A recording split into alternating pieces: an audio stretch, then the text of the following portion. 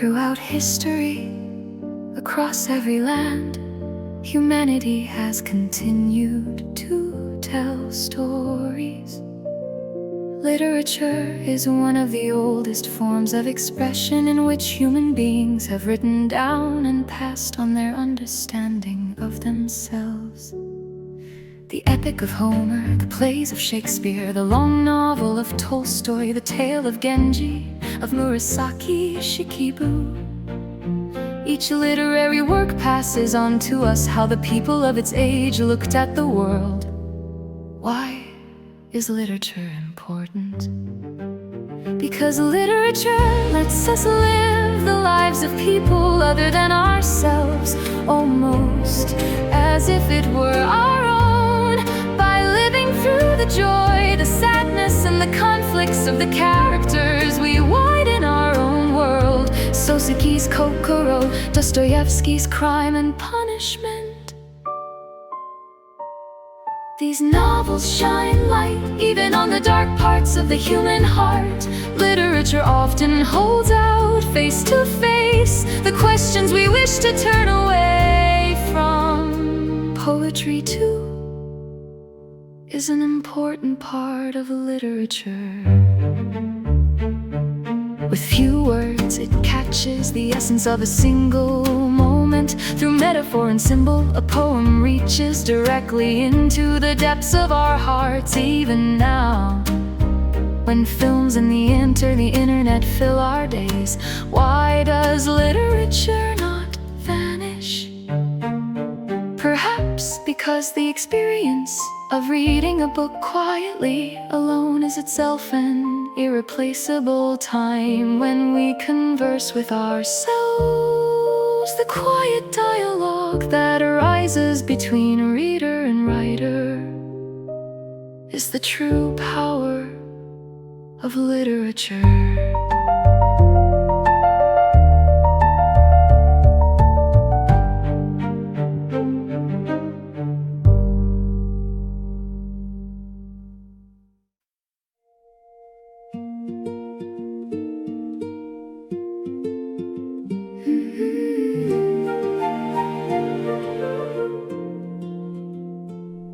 Japan is one of the most earthquake-prone nations in the world. It lies in a region where plates overlap in a complex way, and hundreds of tremors are observed every year. On March 11, 2011, a massive earthquake struck the Tohoku region. At magnitude 9.0, it was one of the largest ever recorded. The tsunami that followed swept the coasts of Iwate, Miyagi, and Fukushima, taking the lives of about 20,000 people. At the Fukushima Daiichi nuclear plant, the earthquake and tsunami caused the loss of cooling function and a serious accident. A meltdown occurred. Hundreds of thousands of people were forced to evacuate the land they had long called home. Right after the disaster, first responders such as firefighters, police officers, and self-defense force members continued to rescue people from the rubble. Much aid was also sent from around the world. Preparedness for disaster has now become common sense in Japanese society. Each household stocks emergency food and water, and schools and workplaces hold evacuation drills regularly. The early warning system of the Meteorological Agency is one of the most precise in the world. Over 10 years have passed since the Great East Japan earthquake, and the affected area has been walking the road of reconstruction step by step. But not every wound has healed. We carry the responsibility of passing on the lessons learned from the disaster to the next generation.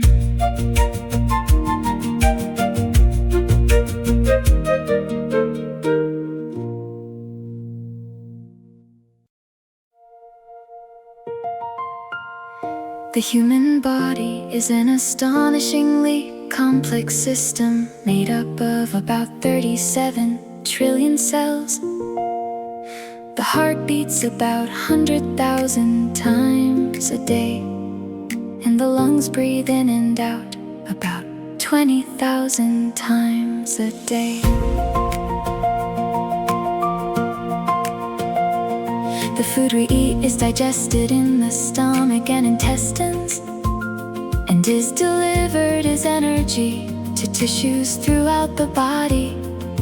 Nutrients such as protein, vitamins, and minerals are essential for the body's repair and growth. The 3 pillars of staying healthy are said to be moderate exercise, a balanced diet, and sufficient sleep. When these are broken, the risk of various diseases rises. Lack of exercise can cause heart disease and diabetes. Too much salt or sugar leads to high blood pressure and obesity. Lack of sleep weakens the immune system and makes a person more likely to fall ill. Stress affects not only mental health but also physical health in serious ways. Chronic stress can cause digestive trouble, headaches, sleeplessness, and depression. Regular medical checks help to detect disease early. Physicians listen to a patient's lifestyle and when needed suggest a treatment. The body is the most precious tool that has been given to each of us. The small choices of each day support a long life. Health is not something we attend to only on special occasions, but something that lives in the daily fabric of our lives.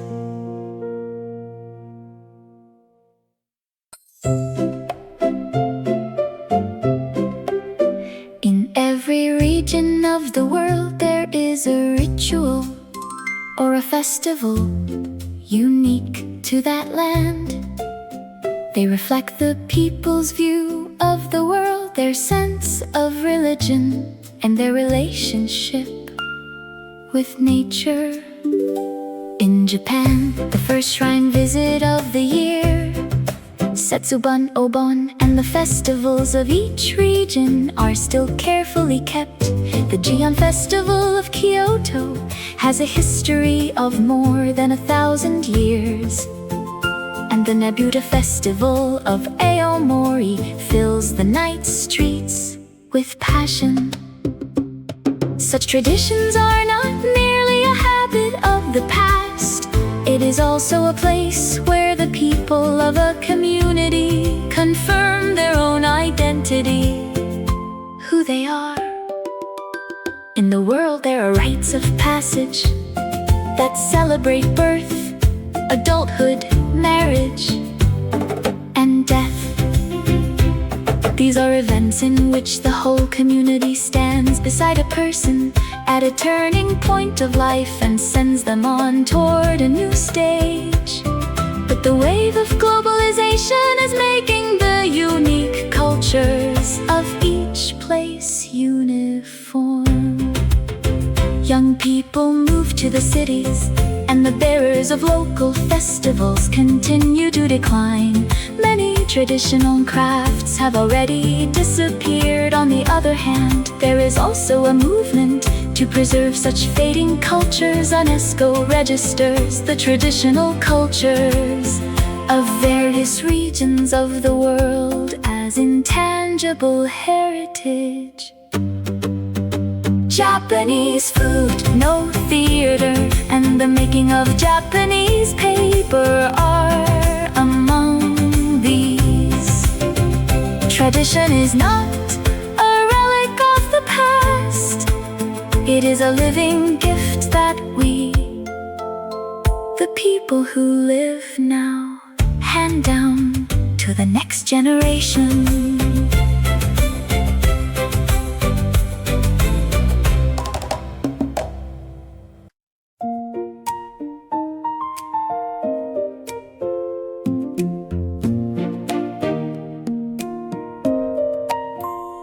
There are said to be about 7,000 languages spoken in the world today.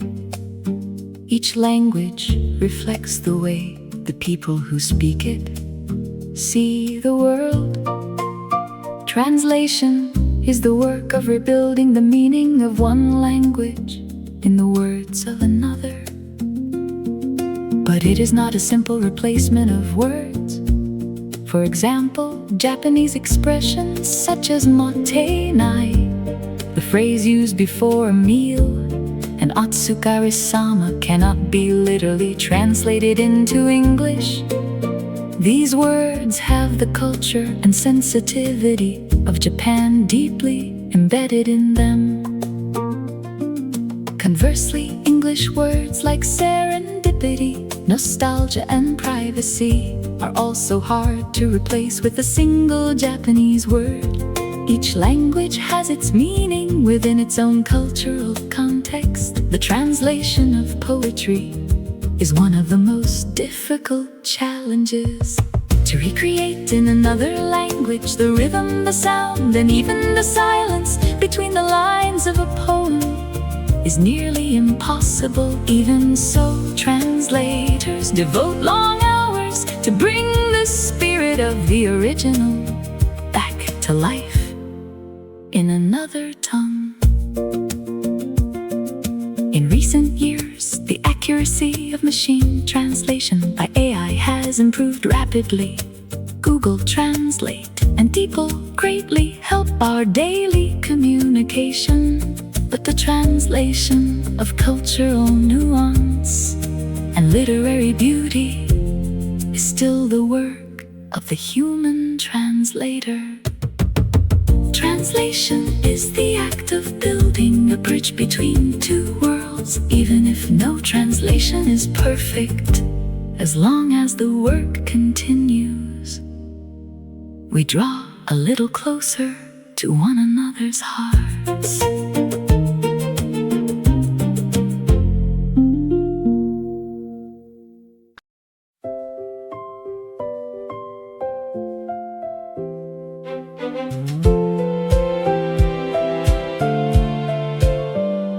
Why do people leave the land where they were born?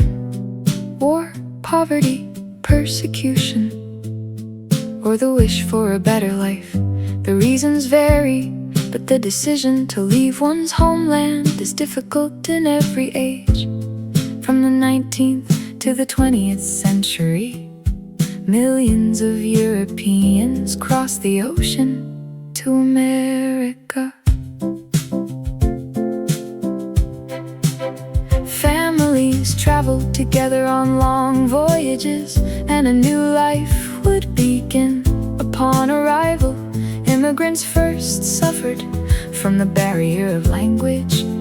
Without a single acquaintance, lonely days went on. Many could barely afford the cost of passage. The actual life in America was far harder than they had imagined.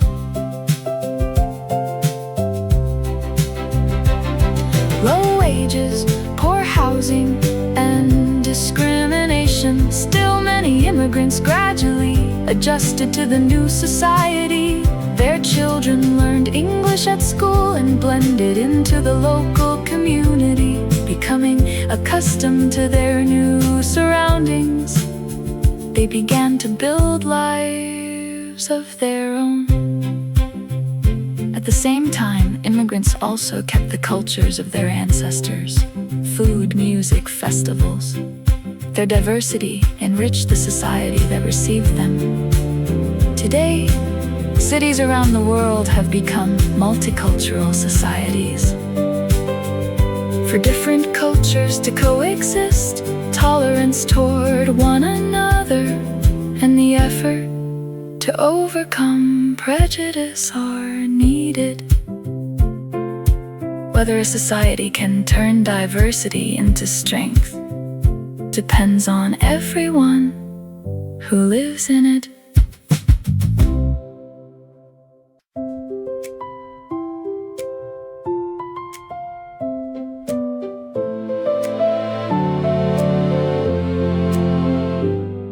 Every day, we are exposed to an enormous amount of information. Newspapers, television, articles on the internet, and posts on social media. But how much of it is truly accurate? An advertisement exists not simply to convey facts, but to encourage purchases. Political propaganda manipulates information in order to spread a particular viewpoint. Now anyone can publish information on social media. As a result, unverified rumors and misleading information spread instantly. The more sensational the headline, the more attention it draws. What then should we believe? First, verify the source of the information. Who published it, and what evidence does it rest upon? If statistics are quoted, examine critically how that data was gathered. It is also important to compare several sources for any single event. If we judge from only one perspective, we arrive at a biased conclusion. Critical thinking is the only power that protects us in this sea of information. Media literacy has become an essential skill for everyone living in our age. It is not about doubting all information, but about facing information in the right way.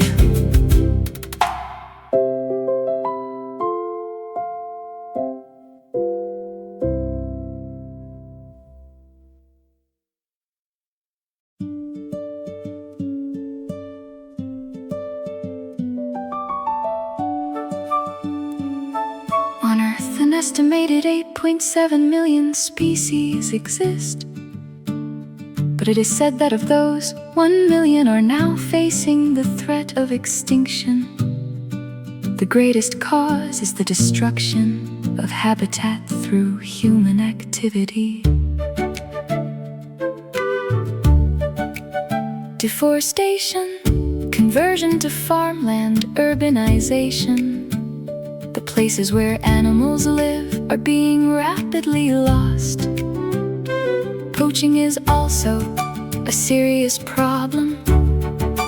Elephant ivory, rhino horn, tiger fur. Illegal trade continues around the world. Climate change is making the problem worse. The rise in sea temperature has caused the bleaching of coral reefs.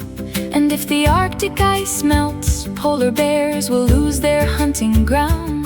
The environment is being rapidly altered, but there is also hope.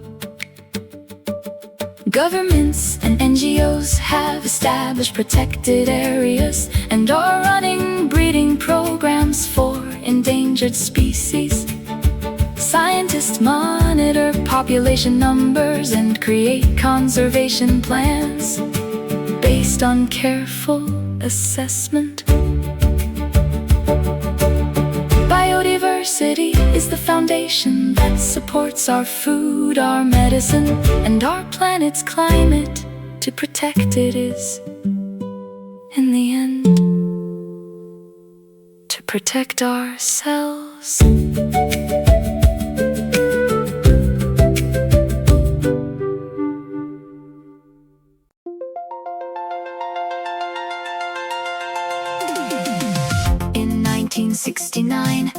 humanity reach the moon. More than 50 years later, the goals of space exploration are set even farther away. The next goal is Mars.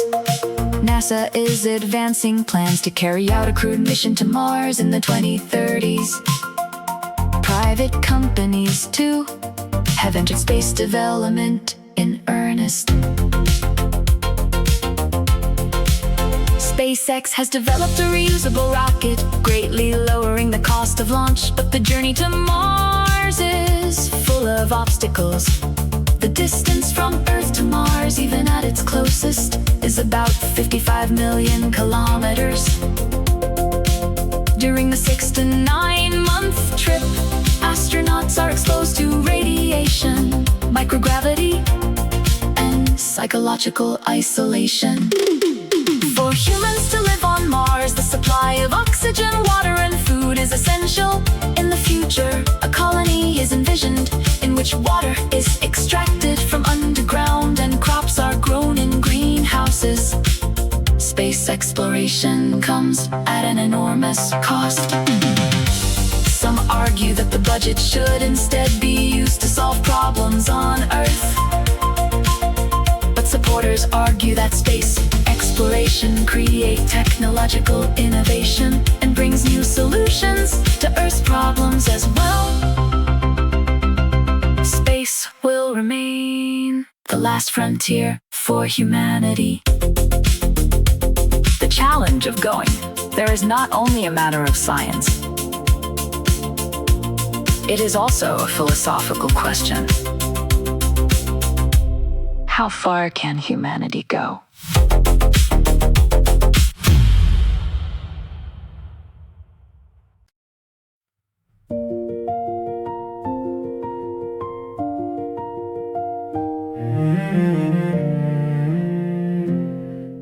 Philosophy begins with doubting what we take for granted. What is justice? What is a good life? What can we know? These questions have been asked since ancient Greece, 500 years ago, to the present day.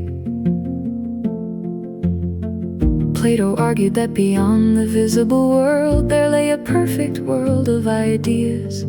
Aristotle thought that we could approach truth only through concrete experience. The contrast between the two became the archetype of the history of philosophy. In the 17th century, Descartes wrote his famous words, I think. Therefore I am.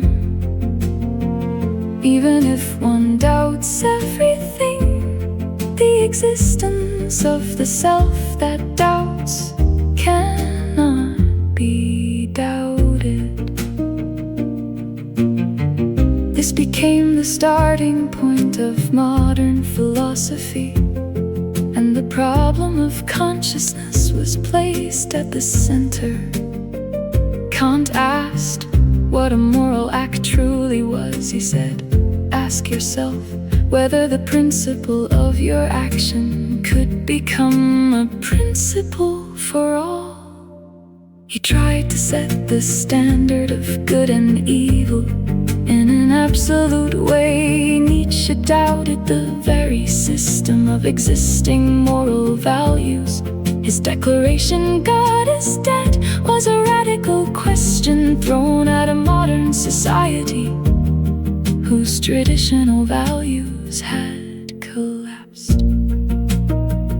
In philosophy, the act of continuing to ask has more meaning than finding an answer.